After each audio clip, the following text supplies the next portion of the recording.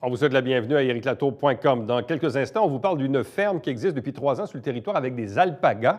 On fait l'élevage, même pour la viande, mais également les produits dérivés et la laine qui en découle. Bref, on en discute dans quelques instants. Mais d'abord, on vous parle d'une nouvelle entreprise qui s'installe à l'aéroport municipal de Saint-Jean-sur-Richelieu, une école de pilotage de drones.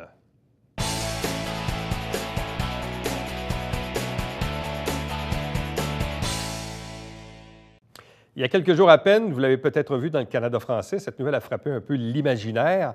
Premièrement, parce que c'est une activité intéressante qui s'installe à l'aéroport municipal de Saint-Jean-sur-Richelieu, mais on parle ici d'une école de pilotage, mais une école de pilotage de drones. Donc, c'est très, très, très à la mode. Deux invités pour en parler. D'abord, François Boucher. Bonsoir à vous. Bonjour. Accompagné de Benoît Germain. Bonsoir et bienvenue. Bonsoir. Première question, qu'est-ce que c'est Exodrone? Exodrone, c'est une école de pilotage de drones qui est démarrée 2014. 2014 par le volet d'une école d'aviation.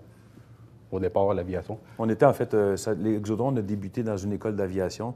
C'était une école d'aviation en fait à ALM par avion sur l'aéroport de Mascouche. Et puis on a décidé de faire un volet drone. Longue histoire courte, là, parce qu'il y avait un Français qui était avec nous dans l'équipe et qui, en France, ils ont déjà de la réglementation là-dessus, ils sont 4 ans en avance sur nous. Donc, on a décidé d'être précurseurs, si on veut.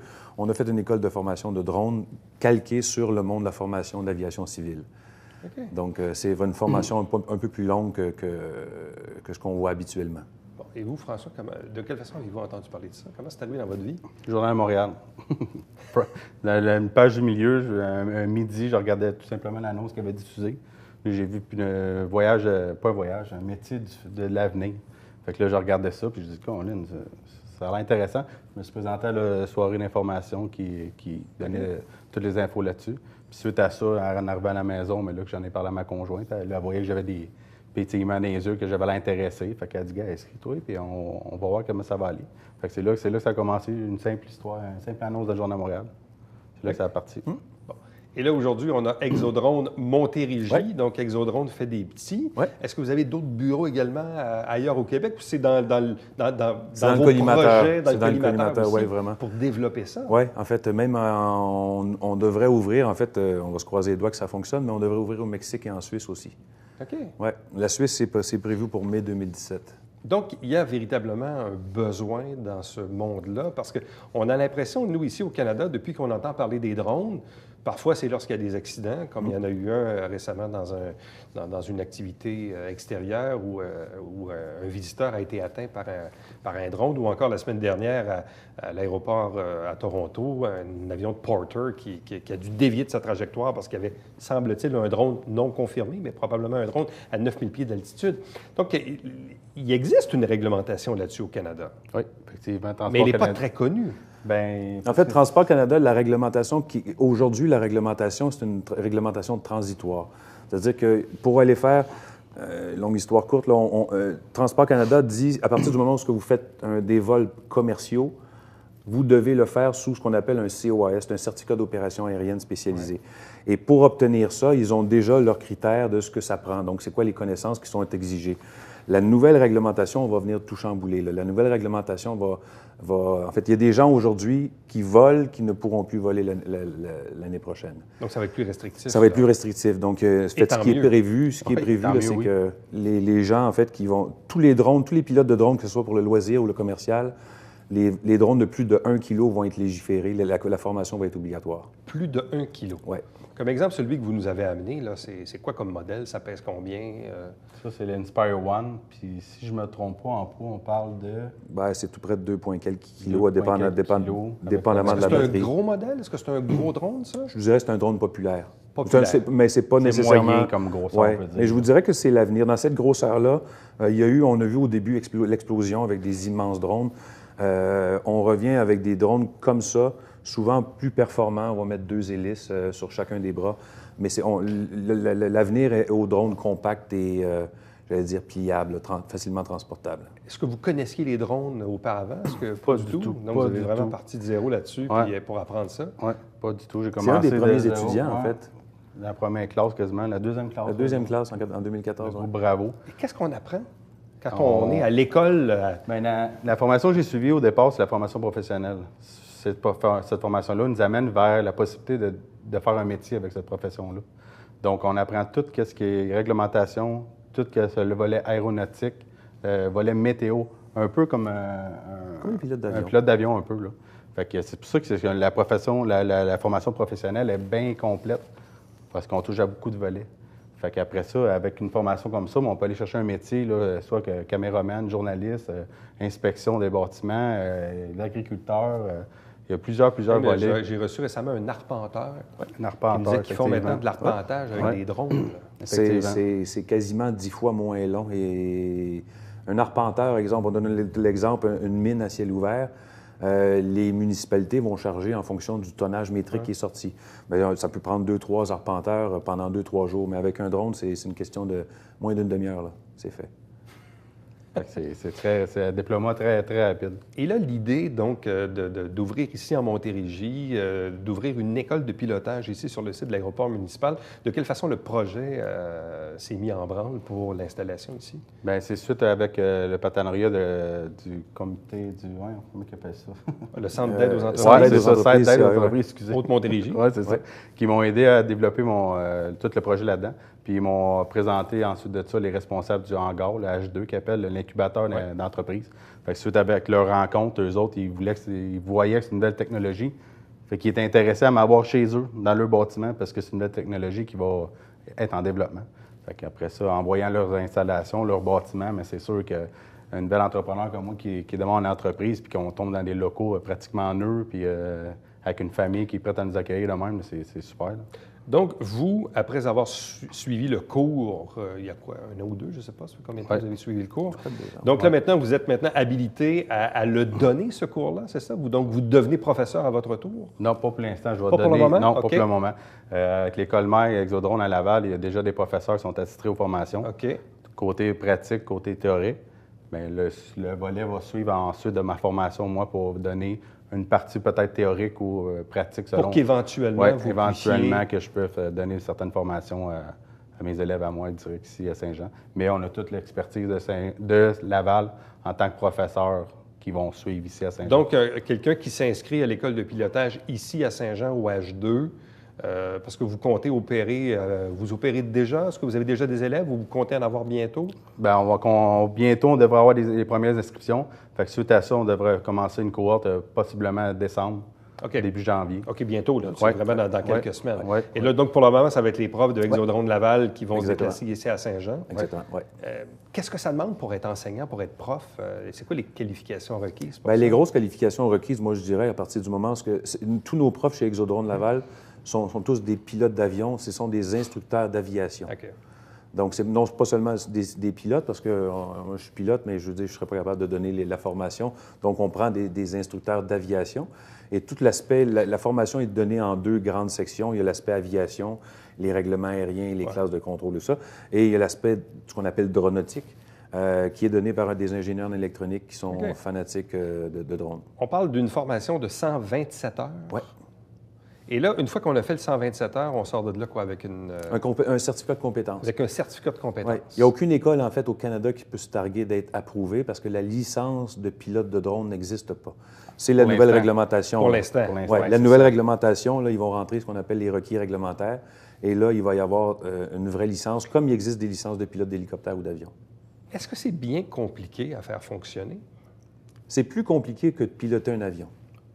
Parce que vous n'êtes pas dedans. Oui, c'est ça. Je suis en train de le dire. En fait, là-dessus, il y a 2 écoles de pensée, sans faire de jeu de mots en termes d'école, mais on dit que les drones sont faciles à voler. Oui, c'est vrai, parce que vous pouvez acheter un drone aujourd'hui et le faire voler demain matin. Mais c'est traite, c'est parce que c'est pas vous qui le pilotez. Il y a un contrôleur de vol qui vous aide grandement. Donc, nous, chez Exodrone, on a décidé de faire une formation où est-ce que les pilotes sont capables de voler en mode manuel, sans aucune aide électronique. Et c'est là la grosse différence, en fait. C'est là qu'on différencie les bons pilotes. Oui, parce qu'un pilote devrait être capable de piloter en mode manuel sans assistance électronique. Donc, quand on dit les gens, c'est facile à voler un drone, c'est pas parce que c'est pas eux qui le pilotent. C'est-à-dire, il y a un contrôleur de vol qui se fie sur des baromètres, des accéléromètres, des GPS pour stabiliser le tout. Donc, mais s'il arrive des inconvénients, des couverts nuageux, là, dernièrement, il y a eu des vents solaires qui étaient très élevés, qui faisaient changer le champ magnétique de la Terre. les petits GPS comme ça ne le tolèrent pas. À Laval, Ouais. ça fonctionnait Puis plus. l'autre truc également, c'est que les gens qui achètent ça, c'est quand même plusieurs milliers de dollars, je présume, là, un drone. Ouais. Comme on dit dans le métier, quand on le crash, Ça fait ça fait mal au portefeuille. Ça fait mal, oui. Effectivement. Ouais, Fait que ouais. c'est là qu'il est bon d'avoir une formation. là. C'est pour ça qu'on offre d'autres formations aussi, là, qui n'est pas juste professionnelle. On a les formations loisirs aussi qui peuvent rentrer là-dedans, qui permettent aux gens de monsieur, madame, tout le monde, qui savent être un drone, justement, qui investissent 1 000, 2 000, 3 000 pour leur passion ou juste pour s'amuser. Bien, ça leur permet de ne pas crasher leur drone à 2 000 3 000 en suivant cette formation de loisirs-là, qui vont leur permettre d'être plus à l'aise, de voler Parce adéquatement. qu'il y a quand même une certaine multiplication des gens qui s'achètent ça un peu n'importe comment, n'importe où, font voler ça dans des lieux publics, sans trop savoir s'ils ont le droit ou ils n'ont pas le droit. Bon, puis comme je le disais tantôt, des fois, il peut y avoir des accidents où les gens reçoivent le drone sur eux-mêmes. Là. Comme qu'il y a eu à Belleuil comme il récemment. est arrivé à Belleuil récemment, c'est pour ça que, dans le fond, vous dites tantôt qu'en France, on est peut-être un petit peu plus en avance sur nous au niveau de la réglementation, parce que ça va devenir, probablement que oui, c'est l'avenir.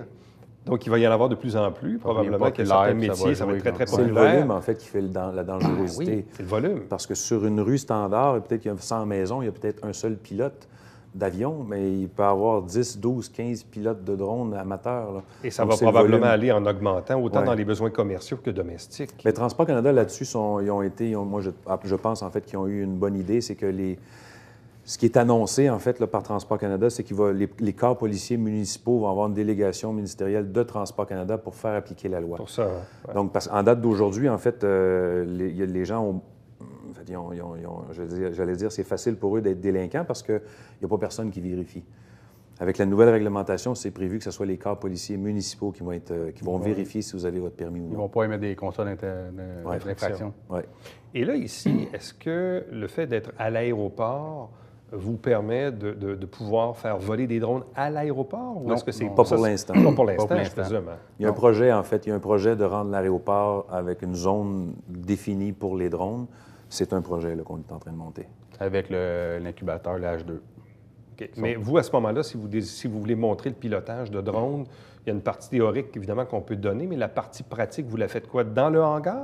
Non, la partie pratique, elle va sur un terrain en périphérie de l'aéroport, à 9 km en l'aéroport de l'aéroport de Saint-Jean. À 9 km Oui, parce que ça, c'est une des réglementations.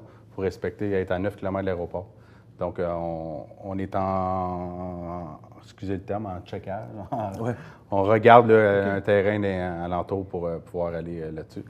C'est quasiment défini, c'est où, là, mais il reste juste des dernières petites affaires à régler. Alors, école de pilotage de drones, Exodrone, ici même à Saint-Jean-sur-Richelieu, donc c'est tout nouveau. Mais merci infiniment, c'est fort intéressant. Merci de nous Puis avoir on vous souhaite invités. bonne chance. Merci beaucoup. beaucoup. Restez avec nous, puisqu'au retour, on vous parle d'alpaga.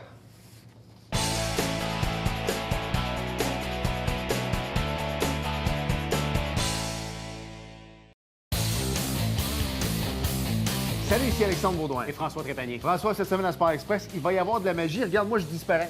Oui, écoute, avec nos amis Patrick Loutier et Serge Villette de la Magie de l'air.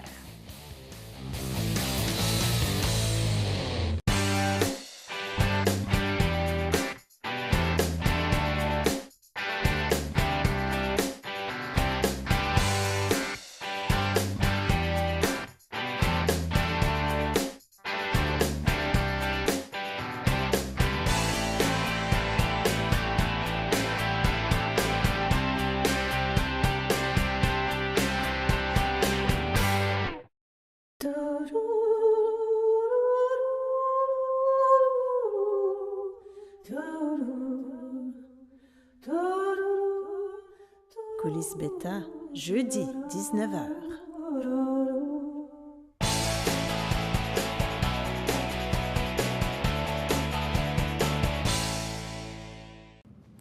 Alpaga des Mondes Enchantés, porte ouverte les 2, 3 et 4 décembre, c'est tout prochainement, au 310 chemin du Petit-Bernier à Saint-Jean-sur-Richelieu. C'est une toute nouvelle entreprise qui existe depuis 3 ans maintenant.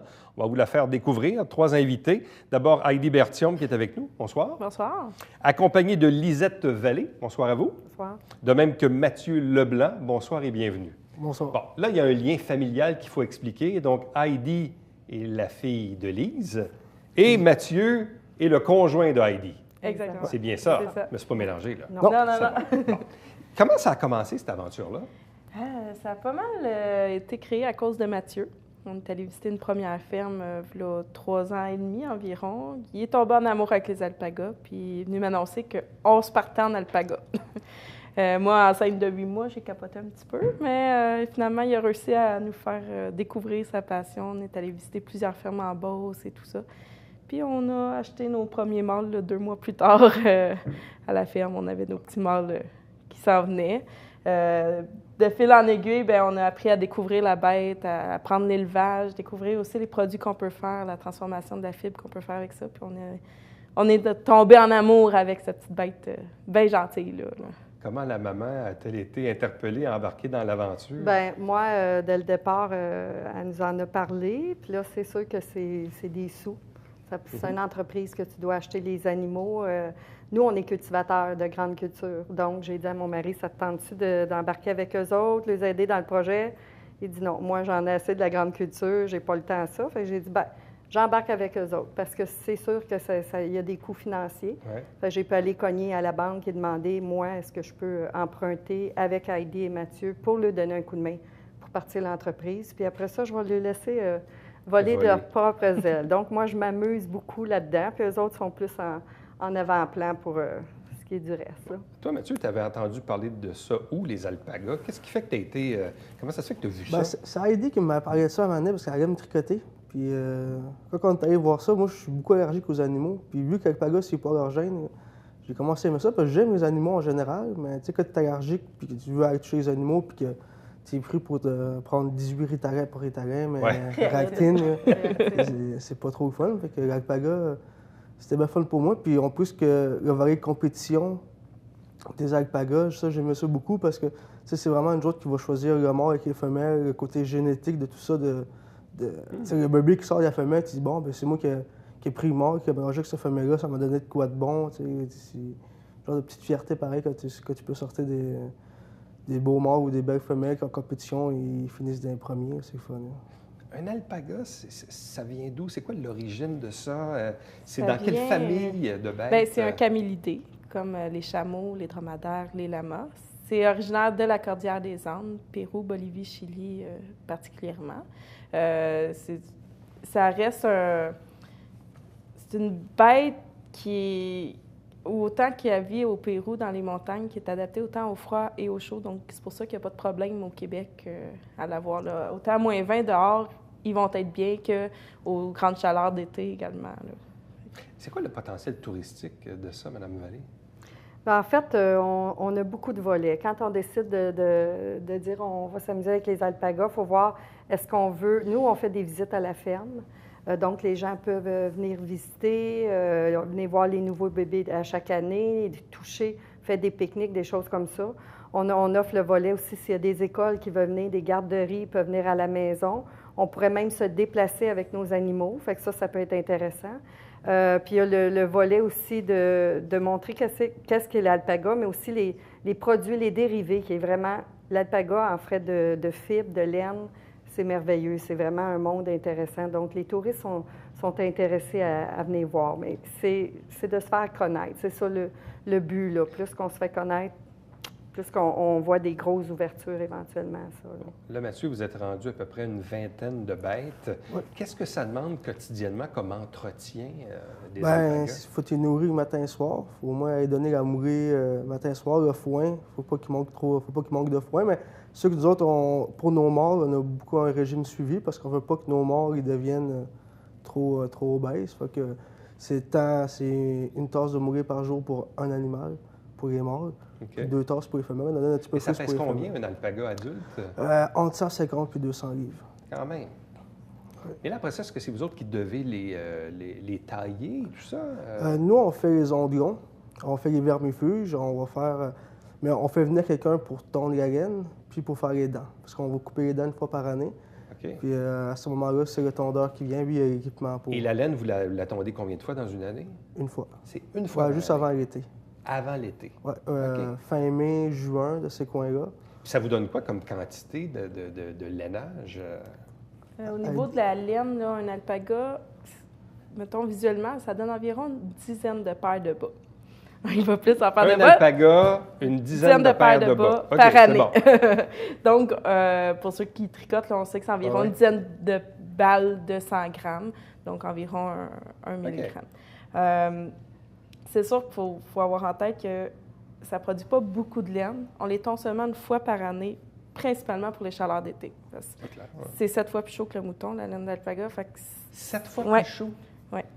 Si pour nous, l'alpaga est chaud l'hiver, bien, si on garderait un manteau de laine d'alpaga en plein milieu d'été, on aurait chaud. Donc, quelqu'un qui a froid aux pieds, là, une paire de bas en alpaga, là, c'est la totale. Bien, la différence entre l'alpaga et les autres produits, la laine, le mouton, c'est que dans la fibre de l'alpaga, il y a des bulles d'air. Ce qui fait que oui, c'est chaud, 7 fois plus chaud que le mouton qu'on dit, mais ça respire en même temps. Donc, ça respire tout le temps. Fait que c'est pas inconfortable, c'est vraiment quelque chose de... C'est une fibre très intéressante pour ça. Là, vous nous avez amené quelques trucs sur la table qu'on peut peut-être montrer avec la caméra. Bon, là, il y a des semelles, il y a des bas, il y a des mitaines, il y a des toutous également, il y a des chapeaux, il y a même une bourse aussi à côté. Là. Il y a toutes sortes de trucs là, que vous nous avez amenés. Bien, en fait, c'est comme le chapeau ici, c'est moi qui ai fait. Donc, c'est vraiment 100 de nos produits. Il y en a que je teins, évidemment. On n'a pas d'alpaga bleu encore. Non. Mais c'est 100 alpaga. Donc, c'est une façon de travailler l'alpaga. Ici, c'est des bourses de la récupération que j'ai mis. J'ai fait du feutrage sur le foulard. Et qu'est-ce qu'on voit? La laine, c'est vraiment... les personnes peuvent venir à la maison acheter les balles de laine. Après ça, Heidi, elle en tricote. Sinon, on en fait tricoter. On a certains produits qui viennent du Pérou. Puis après ça, les semelles de bottes, on appelle ça de la numéro 3. C'est quand on ne peut pas faire la laine parce que c'est plus assez doux comme fibre. Le restant, on le fait faire en feutre pour mettre dans les souliers. Bon. Moi, ce qui m'a étonné quand je suis allé visiter votre site Internet cet après-midi, bon, on voit d'ailleurs, il y a beaucoup de photos avec les différentes bêtes. Et à côté, il y a même une valeur qui est indiquée. Parce que vous autres, dans le fond, ce que vous faites, oui, il y a des produits dérivés, mais vous faites l'élevage d'alpaga. Oui. Donc, dans le but de les revendre. Oui, exactement. Le but premier de la ferme, quand on l'a fondée, c'était de faire l'élevage génétique, revendre d'alpaga. Donc, justement, quand Mathieu choisit les accouplements et tout ça qu'il fait, c'est tout le temps dans le but d'améliorer papa et maman en ayant un bébé supérieur. Dû à ça, quand on va dans des compétitions, qu'on gagne des compétitions, c'est comme ça qu'on peut établir les prix et établir une qualité à la bête. Parce que je voyais comme, je sais pas, je dis n'importe quoi, puis tu me corrigeras peut-être, Mathieu, mais on voyait, je sais pas, il y en a un tel, il vaut, je sais pas, lui, il vaut 2000 ou il vaut 5000 ou il vaut 2000. Ouais. Donc, ils ont comme des valeurs comme ça. Oui. Ouais. Dépendamment, la femelle, c'est les gestantes ou pas. Dépendamment de sa lignée aussi. Le mâle, ça va être beaucoup si c'est un mâle de qualité, s'il est capable de donner ses qualités au bébé. Parce qu'un mâle peut être de qualité, mais donner pas bon. Il y en a tous les prix. Tu peux, si tu fais un petit peu sur Internet, tu peux en trouver à 15 000, à 20 000. Tu peux monter haut. Nous autres, on ne va pas aussi loin que ça dans les prix parce que je dirais qu'au Québec, on est une gamme d'éleveurs qui ne veut pas mettre ça à des prix de fou parce que 5 ans passés, tu payais ça dans l'alpaga 10 000. Mais des éleveurs d'alpaga au Québec, il y en a beaucoup. On est une soixantaine. Une soixantaine, quand même. Puis là, vous autres, depuis que vous avez commencé, il y a 3 ans, vous avez eu combien de bébés là, qui sont nés sur votre ferme? 6? Oui, quelque chose comme ça. Là, on a eu 2 cet été. L'année passée, on en avait eu 4. Puis on en a cette année. C'est quoi? 3 enceintes. Une portée par année? C'est quoi? C'est 11 mois et demi de gestation. Un coup que la maman elle a accouché, 2 semaines après, on la réaccouple. Donc, outre l'élevage, les produits dérivés, évidemment, qu'on voit ici, mais ça se mange aussi. En effet. Nous, ça va faire 3 semaines qu'on a débuté la viande d'alpaga. La raison première de la viande, c'est la gestion de troupeau. Une année, tu te ramasses que tu as trop de mâles. Dû aux qualités, bien, il y en a des moins bons que tu ne peux pas accoupler ou qui ont des problèmes soit physiques ou tout ça, génétiques. Donc, eux, on les envoie à la viande. On les met, nous, à vendre 3 ans. Si après 3 ans, aucun élevage autre en veut, bien, il s'en va en boucherie. Au niveau de la viande, c'est une viande qui est très, très protéinée, qui n'a pas beaucoup de gras, pas beaucoup de cholestérol, qui est riche en fer, riche en vitamines. Une viande rouge qui est bonne saignante ou rosée. Puis vous autres faites de la saucisse avec ça? Oui, on s'est spécialisé en saucisse.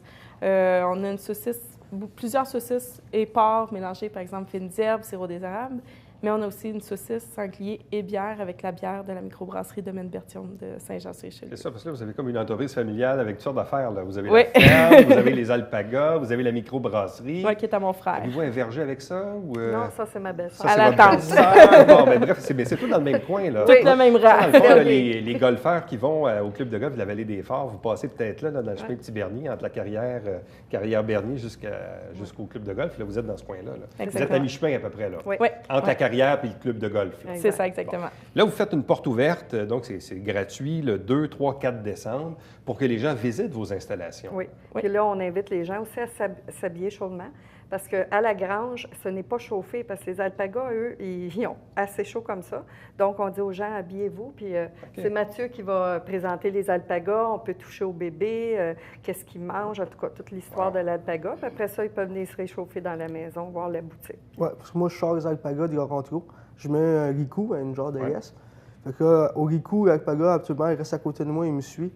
Puis le monde peut venir les toucher. C'est sûr que je ne fais pas toucher 20 personnes à la fois parce que ça peut faire un peu stresser les animaux. Mais sinon, le monde peut toucher puis donner à manger. Donc, nouvelle entreprise qui existe ici maintenant depuis 3 ans, Alpaga des Mondes Enchanté, porte ouverte 2, 3, 4 décembre au 310 chemin Petit-Bernier à Saint-Jean-sur-Richelieu.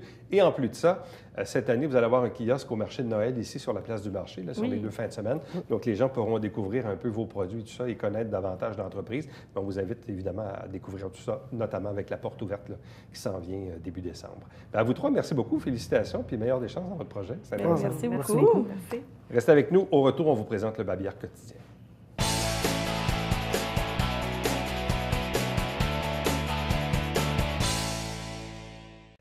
Avec la petite neige qu'on a eue au cours des derniers jours, notez que la réglementation sur le déneigement à Saint-Jean-sur-Richelieu entre en vigueur le 1er décembre.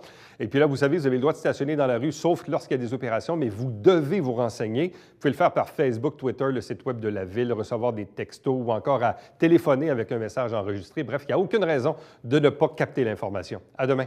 Bye-bye.